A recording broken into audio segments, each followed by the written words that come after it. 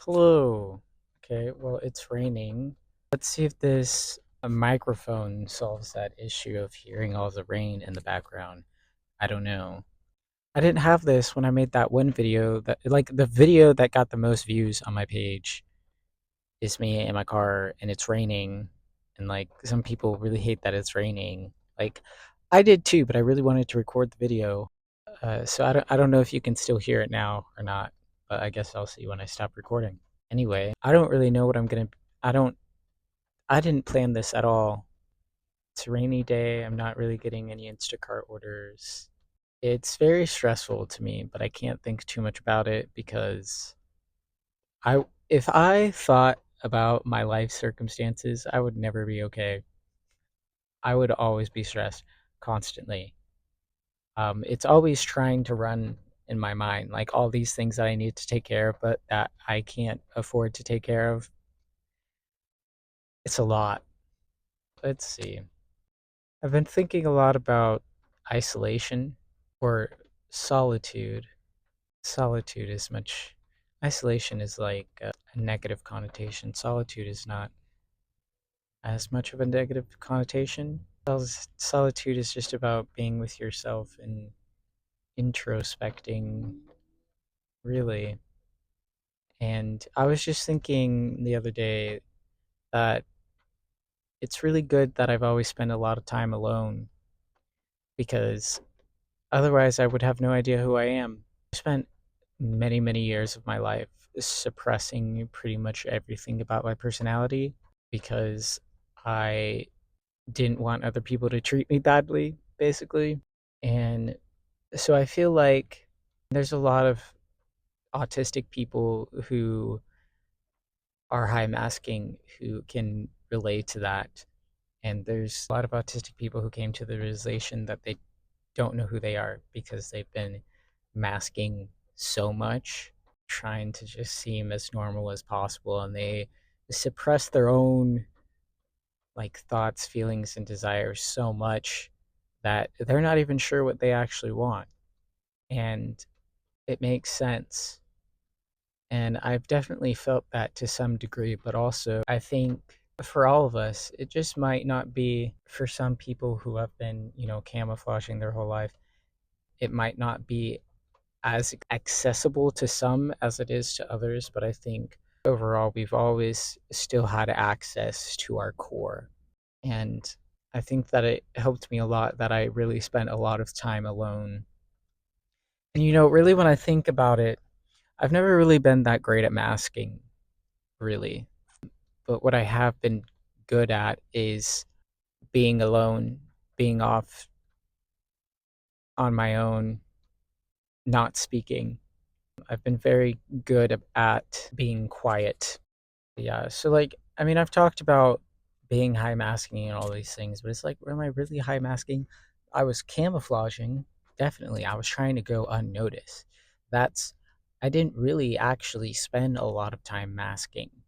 I mean, I did mask though, because, but most of the time I just wouldn't talk to people that I didn't know very well. And I just would stick to my like one or two friends that I would have at a time. And I just wouldn't really talk to anybody else. But when I did talk to other people, I did know that I was masking a lot because I would be very focused on my facial expressions and trying to portray the right emotions to seem happy and relaxed. Um, but I would always be so stressed. Like I can just, it's like when I imagine it and like my younger self, especially in high school, because I would interact with more people in high school. So there was much more masking then, I suppose.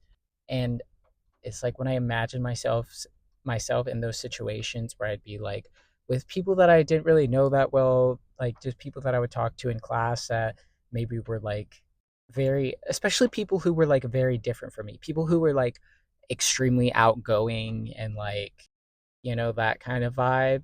And when I would talk to people like that, I could just, when I think about it, I could just feel how constricted my body felt, like how tense that I actually felt.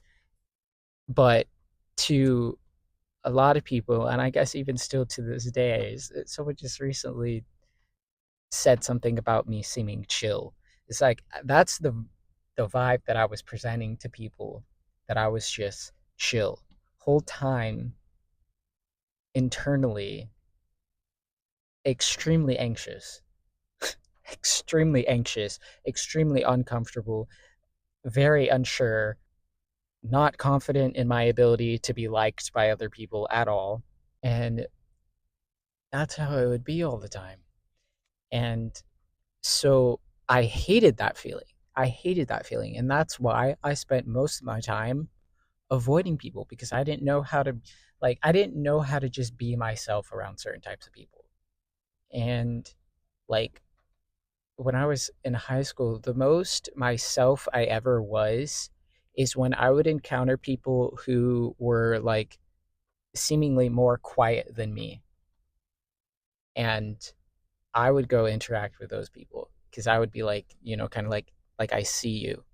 And I know that other people probably view you in a certain light. Like, people look at quiet kids and they don't really think much about them, and they like I don't know, it's kind of like kids never thought that people who were quiet had personalities or anything, but I'm like, no, I see you. I know that I can find out who you are if I interact with you. So I would interact with people who seemed more shy or quiet than me. And that's probably when I felt like the most myself and the most confident, I guess. And yeah, because I just knew that I had to act. The thing is, it's like I could get along with anybody, but it was like at what cost? At what cost, Because I wouldn't, I would be changing myself. And I've mentioned before, it's like, in masking, it's like you're not always entirely just an entirely different person. It's still mostly parts of yourself, and that's why you're able to access and convey that. But it's still like it's forcing things, so it's not really natural, and it doesn't feel like you. And I hated not feeling like myself. So it's like that's just something that I think about. It's like, I know people look at me and they're like, you know you're so high functioning, which I've never felt high functioning in my life. I mean, there's a reason why that we don't use that language anymore.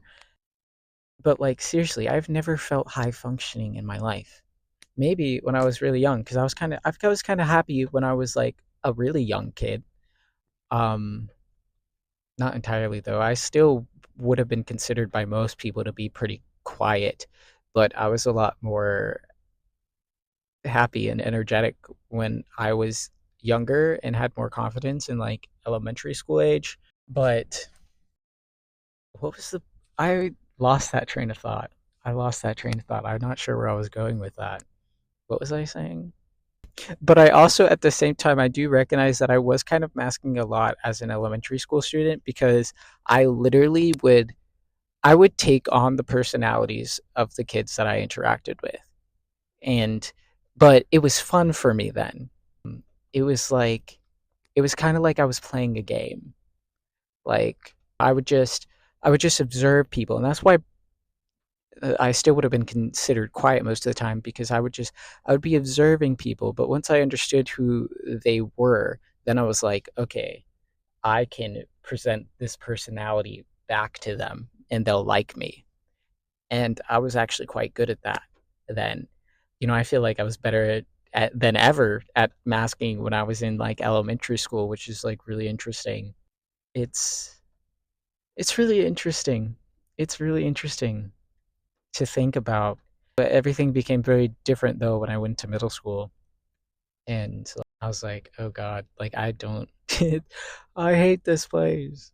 I hate this place." And I was like, I just completely went into my shell, in middle school for sure. I was not interacting with anybody. Like it was to the point where constantly, like, anytime that I like other kids would hear me speak and they're like, "Oh my god, you talk." Yes, I can talk. Thank you. Thanks for making this fucking weird, you know? I hated that. I hated that so much. It's interesting when I just record videos and don't think about it because I think you can more clearly see the way that like I go on tangents and then entirely miss my point of where I was going, because I started with talking about isolation, but I had to get into this description of the ways that I was kind of losing myself. But at the end of the day, it was like I was always coming back to myself.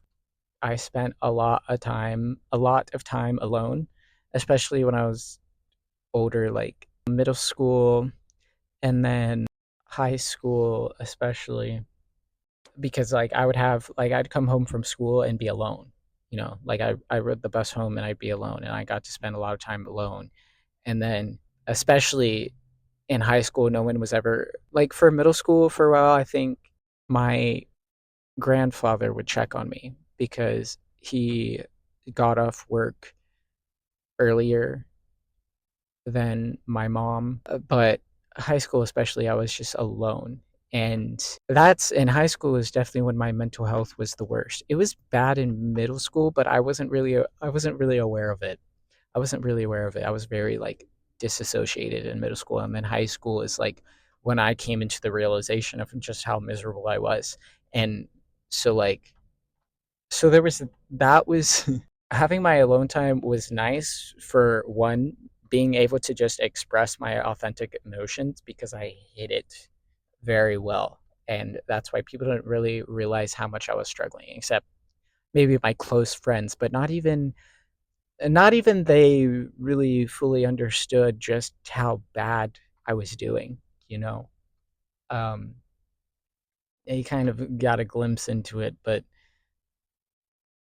not even really, because I was having an awful time and I'd come home from school and I'd just like break down most of the time. And but it was nice to have my time alone because it's like I always got to come back to myself.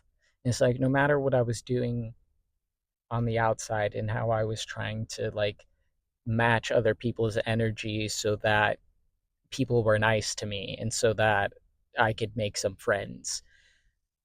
I still, at the end of the day, I knew who I was when I was alone.